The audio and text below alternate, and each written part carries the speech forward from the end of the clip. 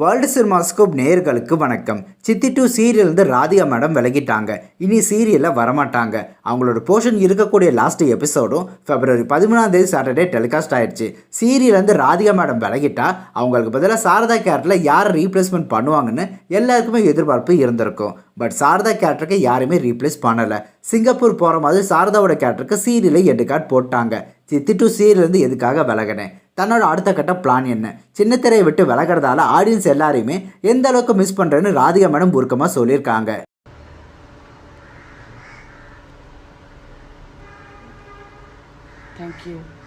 Thank you everyone for the love. Thank you everyone. I have no words. I'm so humbled. I'm so எனக்கு எப்படி இருக்குன்னு கூட எனக்கு சொல்கிறதுக்கு வார்த்தைகள் வரல. எல்லாரும் என்னுடைய முடிவுங்கிறது நெடுந்தொடர், அதாவது இந்த டெய்லி சீரியல்லேருந்து நான் விலகி நிற்கிறேன். அண்ட் அஃப்கோர்ஸ் என்னால் சித்தி கண்டினியூ பண்ண முடியல.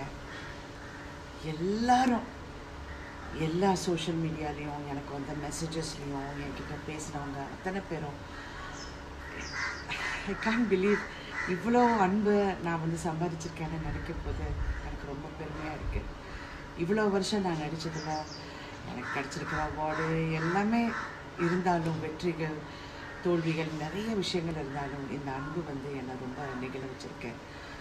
நான் 3 விஷயம். ஒன்று, என்னுடைய கம்பெனி நிறுவனம் ரடான், அதுக்கு நான் இன்னும் கொஞ்சம் நேரம் செலுத்தி அந்த கம்பெனி இப்போ இந்த கோவிடில் நிறைய பாதிப்பு ஏற்பட்டிருக்கு. அதாவது எல்லாருக்கும் இந்த உலகத்திலே எல்லாருக்கும் நிறைய விஷயத்தில் பாதிப்புகள் ஏற்பட்டிருக்கு. அதே வகையில் என் கம்பெனிக்கு அந்த பாதிப்பு, அந்த கம்பெனியை மறுபடியும் நான் நல்ல சீராக நல்ல சிறப்பாக செயல்படுறதுக்கு நான் என்னுடைய நேரத்தை ஒதுக்க வேண்டும்.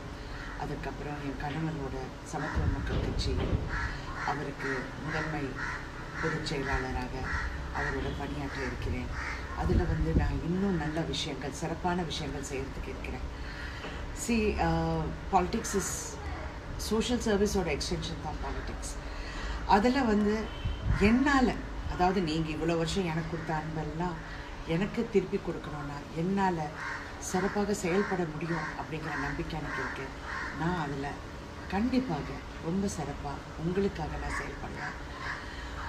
3வது, என்னை பொறுத்த வரைக்கும் டிவிங்கிறது ஒரு வட்டம், அந்த வட்டத்துக்குள்ளே நான் மாட்டக்கூடாதுங்கிறது என்னுடைய. ஏன்னா அந்த கதாபாத்திரம் வாணி ராணிக்கு அப்புறம் எனக்கு அந்த கதாபாத்திரம் பண்ணுற ஒரு இன்ட்ரெஸ்ட் இல்லாமல் போயிடுச்சு. ஏன்னா எங்கேயோ ஒரு இடத்துல நாங்கள் மாட்டிக்கிறோம். ஸோ எனக்கு நிறைய கதாபாத்திரங்கள், நிறைய கதைகள் என்கிட்ட வரும்போது என்னால் செய்ய முடியாமல் போகுது. அந்த வகையில் இன்னும் நல்ல கதாபாத்திரங்கள் செய்கிறதுக்கு எனக்கு நிறைய வாய்ப்புகள் வந்திருக்கு. நல்ல படங்கள் நடிக்கிறதுக்கு வாய்ப்புகள் வந்திருக்கு. நல்ல வெப் சீரிஸ் பண்ணுறதுக்கு நல்ல வாய்ப்புகள் வந்திருக்கு. இதெல்லாம் நான் செயல்படணும். Please, thank you for the love once again. Thank you so much. இந்த Valentine's Day, I think இவ்வளோ லவ் நீங்கள் எனக்கு கொடுத்துருக்கீங்க. அதுக்கு நான் ரொம்ப கடமைப்பட்டிருக்கேன். I will do my best always for you. I will always be an inspiration. I will always be a strength to all of you. And I will always be the same person for you. Thank you. இவ்வளோ வருஷமாக சின்ன திரையில் வெற்றிகரமாக travel பண்ணிவிட்டு இப்போ பாதியில் Radhika madam விலகினது நம்ம எல்லாருக்குமே அதிர்ச்சியாகவும் கஷ்டமாகவும் தான் இருக்கும். இனி அவங்கள ரொம்பவே மிஸ் பண்ணுவோம். அதே சமயம் டிவி சீரியலை பொறுத்த வரைக்குமே அவங்களோட இடம் வெற்றிடமாக தான் இருக்கும். அதை யாராலையுமே ஈக்குவல் பண்ண முடியாது. ஸோ அந்த வீடியோ பிடிச்சிருந்தால் லைக் பண்ணுங்கள். எப்பவும் போல் சேனலுக்கு சப்போர்ட் பண்ணுங்கள். மீண்டும் அடுத்த வீடியோவில் சந்திக்கலாம். பாய்.